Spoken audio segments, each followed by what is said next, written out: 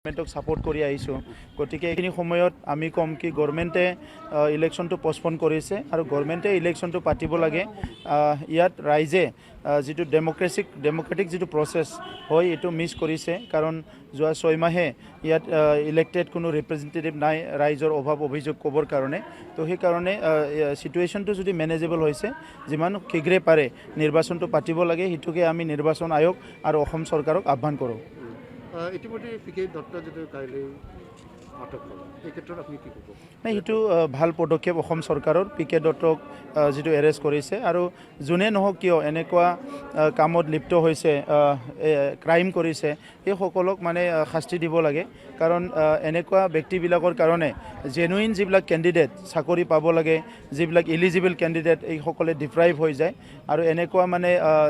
বেয়া যিটো প্ৰেক্টিছ এইটো বন্ধ নকৰিলে অনাগত দিনত যিবিলাক যোগ্য ব্যক্তি হয় যোগ্য কেণ্ডিডেট হয় তেখেতসকলে চাকৰি নাপাব আৰু অযোগ্যবিলাকহে পাব আৰু আমাৰ গোটেই মানে যিটো উদ্দেশ্য আজি প্ৰশাসনৰ যিটো উদ্দেশ্য এইটো মানে ফেইল হৈ যাব নাই BTCটো আৰু আপুনি ক'বই নোৱাৰে মানে যোৱা 2-3 বছৰত যিখিনি চাকৰি দিছে আৰু ইভেন ইলেকশ্যন ডিক্লেয়াৰ দিয়াৰ পিছতো মানে হাগ্ৰামা মহিলাৰী ডাঙৰীয়াই বেকডোৰেদি যিবিলাক চাকৰি দিছে ইয়াত কোনো ৰুল ফ'ল' কৰা নাই আৰু এইকাৰণে আজি বহুত জেনুইন কেণ্ডিডেটবিলাক ডিপ্ৰাইভ হৈ আছে ইমান কষ্ট কৰি BA MA পাছ কৰি ল'ৰা ছোৱালীবিলাক আজি ৰখি আছে কিবা এটা সংস্থাপন পাব বেলেগ সংস্থাপনটো দিব পৰা নাই যি এটা দুটা চাকৰি ওলাইছে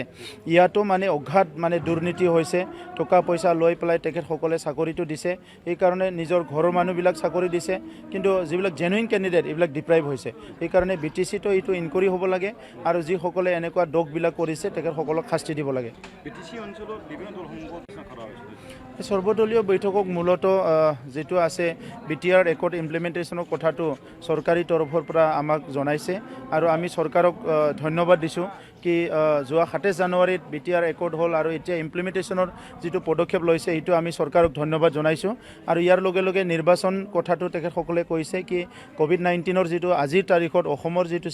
সিনাৰিও এইটো তেখেতসকলে আমাক জনাইছে আৰু এই সিনাৰিওত সকলো কনসিডাৰ কৰিছে কি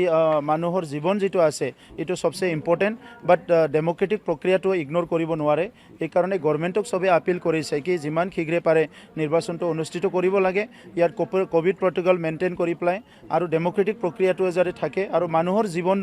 যাতে কোনো ভাবুকি নাহে এই গুটি কথাটো কনসিডাৰ কৰি যিমান শীঘ্ৰে পাৰে নিৰ্বাচনটো পাতিব লাগে হিটো আহ্বান কৰা হৈছে এইবিলাক একো মিনিং নাই ইয়াত মানে কি হৈছে আজি বিশেষকৈ BPF দলে এইটো কৰি আছে আৰু তেখেতসকলৰ মূল কথাটো হৈছে আজি BPFৰ এক্টিভিটি লাগে আজি চৰকাৰত নাই 17 বছৰ চৰকাৰত থাকিল আজি কোনো কৰাপশন কৰিব পোৱা নাই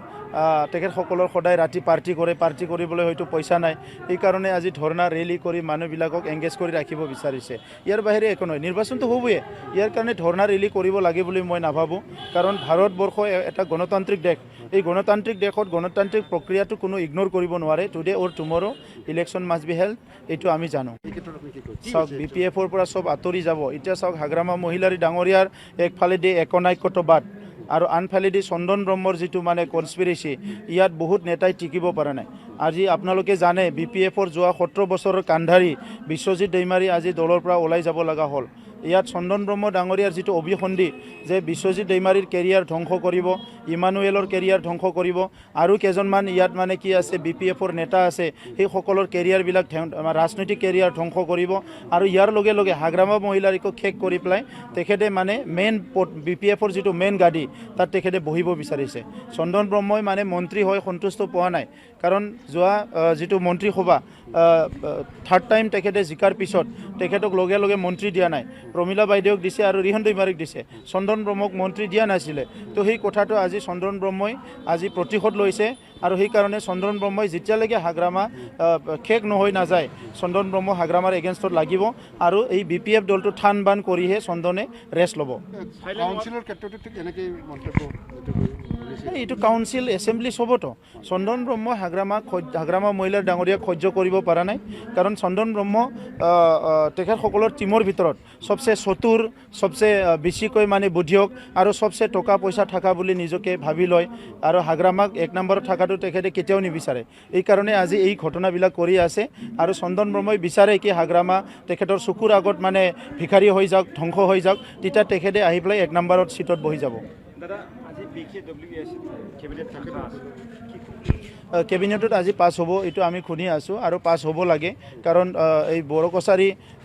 ৱেলফেয়াৰ অট'নমাছ কাউন্সিল যিটো গঠন কৰা সেইটো চেণ্ট্ৰেলৰ কমিটমেণ্ট আৰু যোৱা একৰ্ডৰ এটা দফাত